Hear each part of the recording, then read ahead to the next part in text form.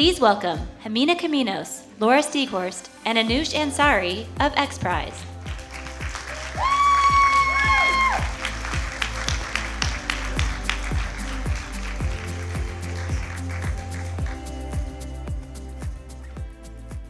Good morning, everyone.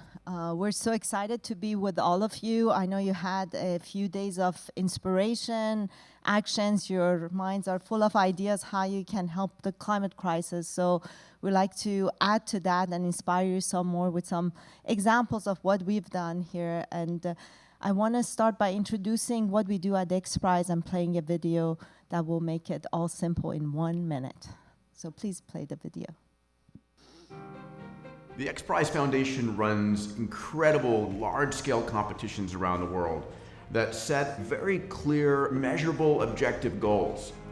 Competitions and prizes can actually bring innovation to solve not just any problem, but really big, challenging problems. We don't care who you are or where you come from. If you're able to accomplish this task, you win. You're leveraging the genius of folks from all over the world. The tinkers, the entrepreneurs, the engineers. We're looking for something that is audacious and achievable. Problems that the markets have failed to solve. I think we're about setting a high bar. You want to set a goal for people that's inspiring, but it's also hard. So no matter what challenge you want to solve, join us on this journey. Just don't be satisfied doing nothing.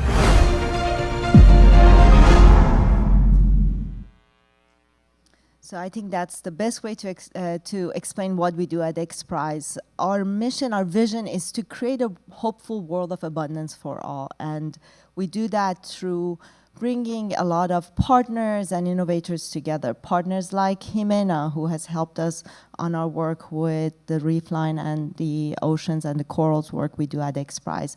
And teams in drawing young innovators like Laura, who participate and bring these solutions to life by competing in these challenges that we launch.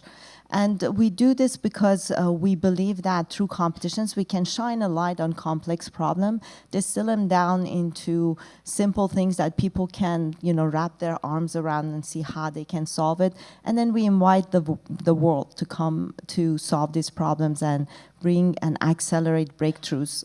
So we're here to talk about some of the work we do and how we collaborate together, because at the end of the day, our planet is an ecosystem, our oceans is part of that ecosystem, and in order to solve these complex problems, we need an ecosystem of collaborators to come together and bring cross-disciplinary expertise to be able to address these issues.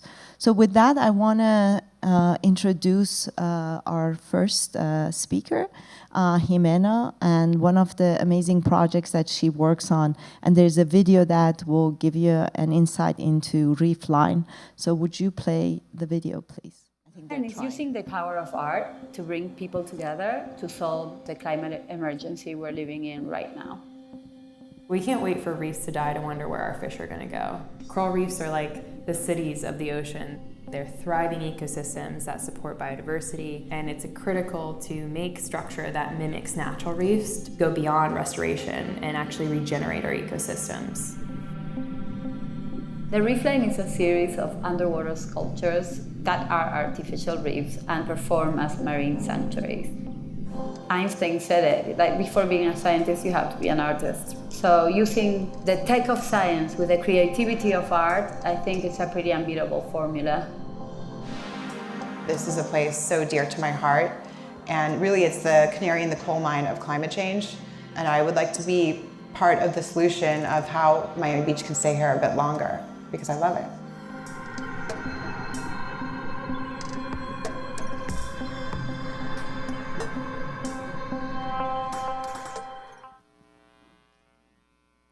Okay. Thank you for being here today. You just had like a snippet of what the ReefLine is.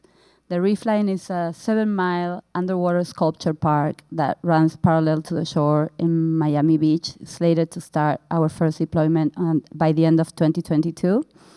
It's composed of modules.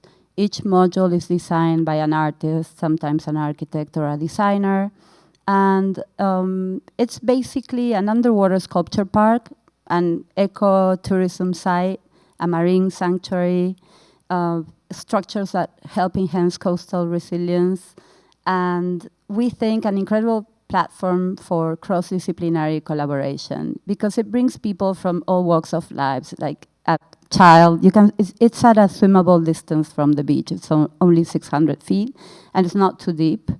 So we worked along with the city of Miami Beach and Miami-Dade County, Miami University, a lot of scientists, artists, master planners, and we love the ReefLine because it's performing something very important, which is restoring something that was once there, and a bad sand replenishment project 20 years ago smothered the reefs that were there. So there is a need for a structure like that for nature to thrive on. So it's a beautiful tool, and it's an opportunity of co-creating and giving nature that support that it needs.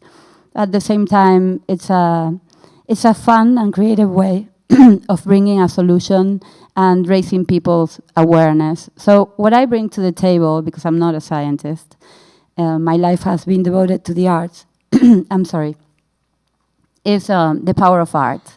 When I moved to Miami Beach around 10 years ago, I moved to create a district that's called the Faena District. And I ran the arts program there for a very long time, public art, site-specific, always about raising awareness about these super important topics. But I started seeing firsthand what climate change was doing and the pollution and the quality of the waters. So I started asking myself, how can I use the power of art to tap into the public sentiment and not just raise awareness, but really be educational and reach a larger audience, because that's what art does. It connects people from all walks of lives in an emotional way that sometimes science doesn't have that outreach in itself. So then I met Anousheh in an island far away in Nukutepipi, and I discovered the Xprize, which impressed me so highly because what they do is very impact-driven, very focused, and a super fast and aggressive solution-making machine. And we decided to join forces and to try to do these things together. So I'll just round it up by saying that I think Miami is ground zero climate impact, and it's an incredible place for new and powerful ideas to flourish. It's a very fertile soil, a lot of creative minds, a very open-minded city. So what we're trying to do is for Miami not to be the city with the problem, but to be the city that comes up with the solution. Thank you. Thank you, Mena. Thank you. So on Earth Day last year, we launched a $100 million carbon extraction Xprize, and it was to address our most pressing issue regarding climate and accelerating solutions and scaling solutions. When we announced that, we inspired a lot of people, and there was a student component to the competition that we were granting students specifically $100,000 each to come up with the solutions. And Laura was one of those young students who answered the call and decided to be part of the solution. And she's one of the winners of the student competition and went on to join forces with a team to win the 15 teams who we just announced on this Earth Day. Each received $1 million on the same competition. And they're going to continue on to the last phase, which will be another 2 years of the competition, and hopefully continue to win all the way to the top. And I will let her tell you how her solution and ideas ties the oceans to our climate and carbon extraction competition. Good morning, everyone. Thank you for that lovely introduction. My name is Laura Stieghorst, and I'm the founder of BASICO. We are a research lab at the University of Miami, and we're looking into the safety and efficacy of ocean-based carbon capture solutions, because the ocean is our greatest ally in capturing carbon, and it can store carbon safely for hundreds of thousands of years. And so my solution not only captures that carbon, it helps fight ocean acidification at the same time. And I started this group at the university explicitly to enter in the Xprize. And the journey has just been incredible since then.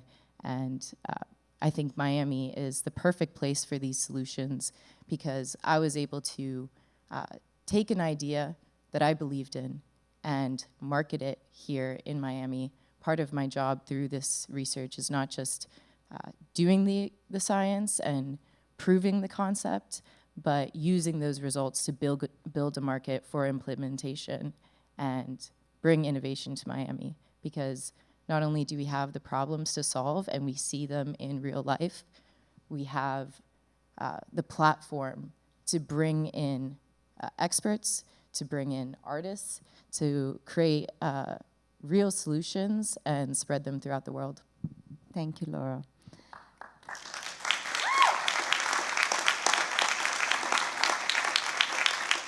We're especially proud of our young innovators at the competition, and we celebrate them. Ximena, I would love for you to maybe talk a little bit more about how you see ReefLine helping bring attention to the issue with the loss of corals and how having it so close to and accessible will be maybe a way to get people to understand the issues that we face with coral loss. Sure. Well, the ReefLine is not a coral restoration project. It is an artificial reef, but it is a site where coral resiliency can be tested, and this is one of the things that we want to explore. I'm not the most qualified person to speak about corals. Colin from Coral Morphologic is here. Raise your hand, Colin. There he is. He's my ally in this, and when it comes to corals, everything I run it through him or Shelby Thomas, our director of science. But we are excited about the possibility. I know that Colin has always spoke to me about the super corals that are there at the Miami port. That is these strange hybrid corals that don't die, and all the other corals die, but these don't die. So who knows? We might find incredible corals growing in the ReefLine at some point because they become resilient, which is what the super corals at the port are, super resilient. But it will be more of a marine sanctuary than a coral restoration site. We will be testing, hopefully with the Xprize as well, these solutions, and we would be super excited to see that corals will thrive there one day like they once did. Thank you, Ximena. We are right now at Xprize working to create a competition. We have created, actually, we're in the final stages of fundraising to create a coral restoration competition where we invite innovators to find ways to not only bring resilient corals, but a way to actually accelerate regeneration of the lost corals, because it looks like everything points to a dystopian future for our coral reefs, and we need to do something fast. So hopefully we'll get to launch this, and Miami especially is a fertile ground for this type of innovation and testing.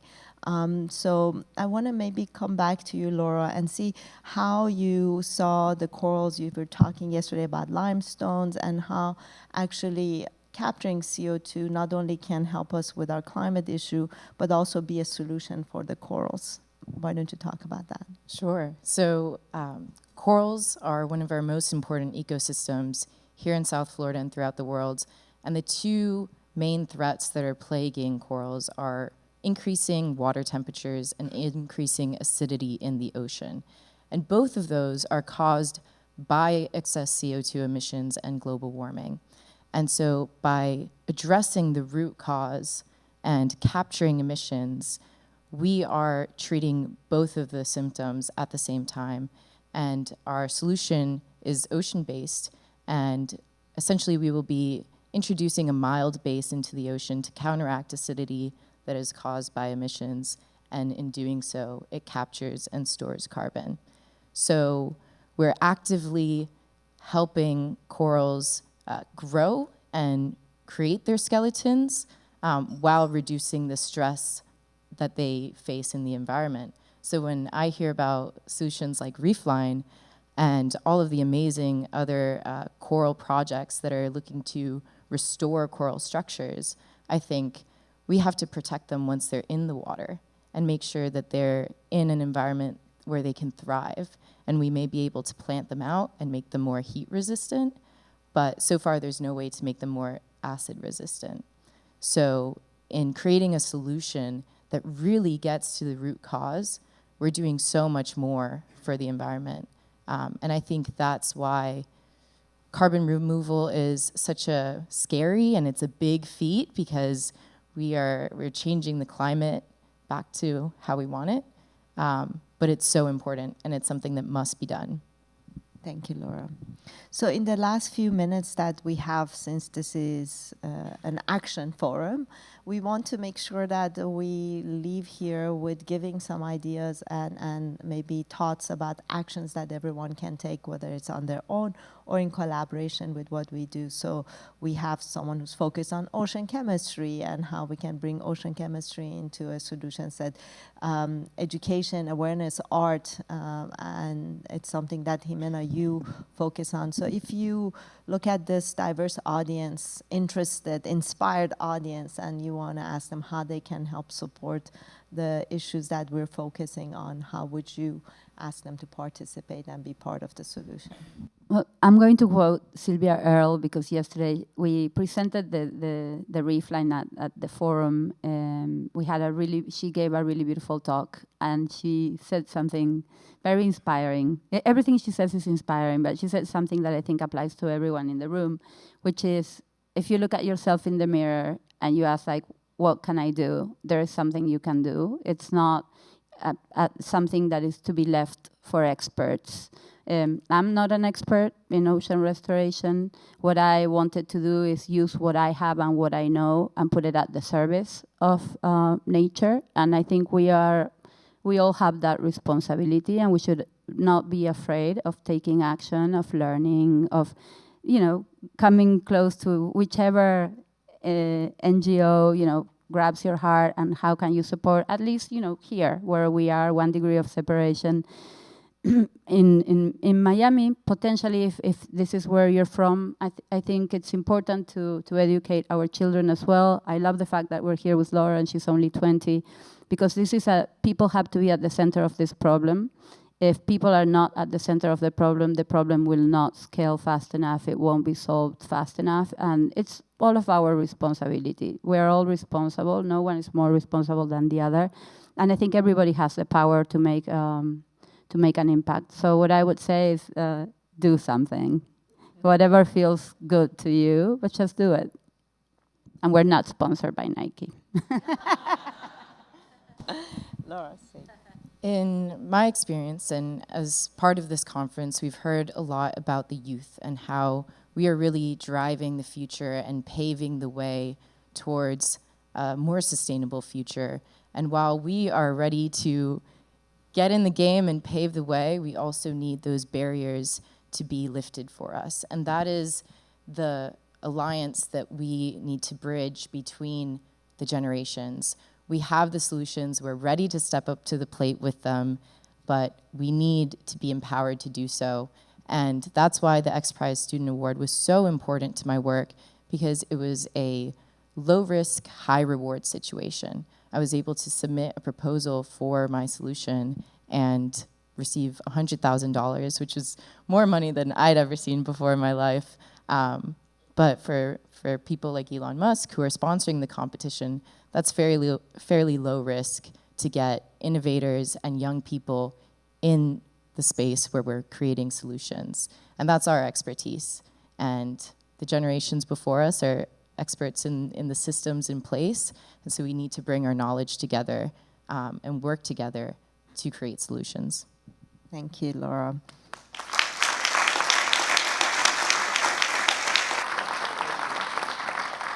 And for my part, I would echo what you saw at the end of the video. We're catalyzers. We don't have the solutions, but we believe the solutions are out there, and we can make the solutions come to life and accelerate them.